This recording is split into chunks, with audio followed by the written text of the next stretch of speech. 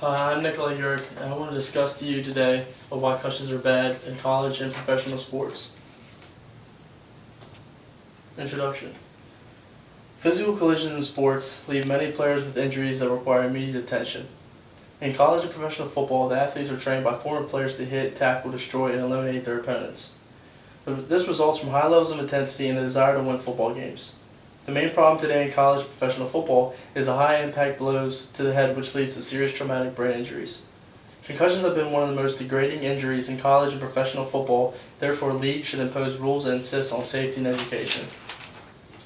I believe that coaches, trainers, organizations, and even the players should understand that concussions aren't anything to play around with. It is and can become a serious matter in an athlete's life. It's critical that there is more attention spent on this injury and toward the player's health. Facts. A concussion is a serious brain injury. It can occur without a loss of consciousness. It can also happen in any sport, not just college or professional football.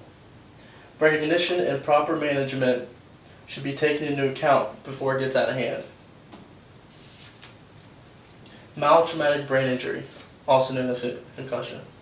Any injury that changes how the cells in the brain normally work, either a blow to the head or body. It could also be known as a short-lived loss of brain function due to a head trauma that resolves spontaneously.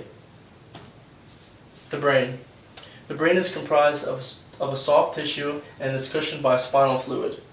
This spinal fluid is used as a protective cushion which works to prevent any hard impacts from damaging the brain.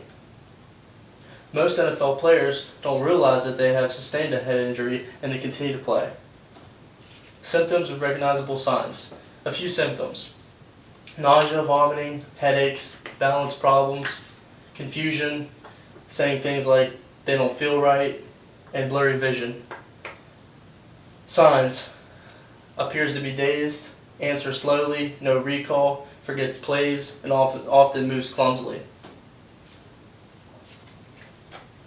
Cause of death. Here's Junior Seau. Junior Seau was known as a six-time All-Pro in NFL's 1994 Man of the Year, also elected in the 2015 Hall of Fame.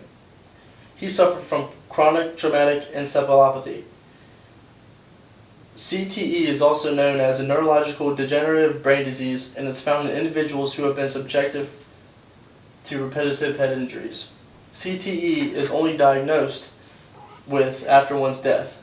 Seau's brain was donated to the NFL Brain Bank at Boston University.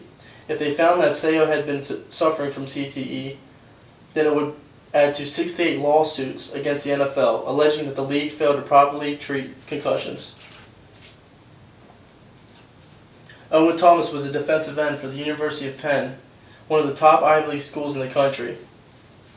He was the first ever college football player to commit suicide after being diagnosed with chronic traumatic encephalopathy.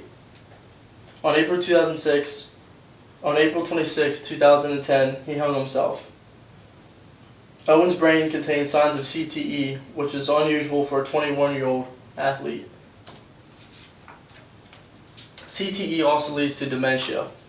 Dementia is a chronic disorder of the mental processes, caused by brain disease or injury and marked by memory disorders. Here, a few signs are getting dressed or eating, and another symptom is even solving problems.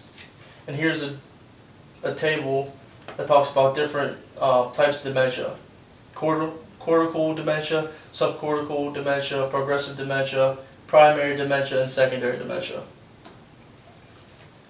Preparation and prevention. Educating athletes in all sports, not just college and professional football, is critical. Safety always comes first, no matter what. Seeking medical attention by a doctor or therapist is also important to do with this type of injury.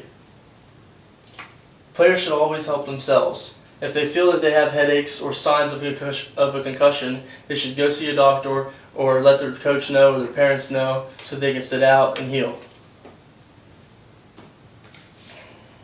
I think that organizations can do a better job when dealing with concussions in football. Designing new helmets, for example, and equipment is one thing that the league or leagues can supply.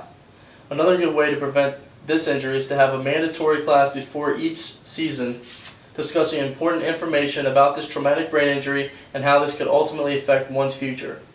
This just might enlighten and surprise players that are concerned and do care about their health. Their safety is the main importance for taking the class, which leaves them with awareness and an advantage. Insisting that safety comes first is a powerful practice that coaches have not always instituted. And the NFL needs to continue the development of new regulations that will potentially prevent serious head injuries. The National Collegiate Athletic Association should randomly inspect different schools during the season to ensure that they are complying with the NCAA concussion guidelines. Athletic trainers should have the power to trump a coach's decision to send a player back into the game when he is showing signs of mild or severe concussions. Ultimately, the goal is to help control the physical impact of the game with preventions that can make the game safer. This can reduce the amount of suffering players go through, but also leave them with a healthy outlook. The majority of college football players wants to make it to the NFL. However, if their body mentally and physically shuts down from repeated injuries, their goal will never be reached. Thank you.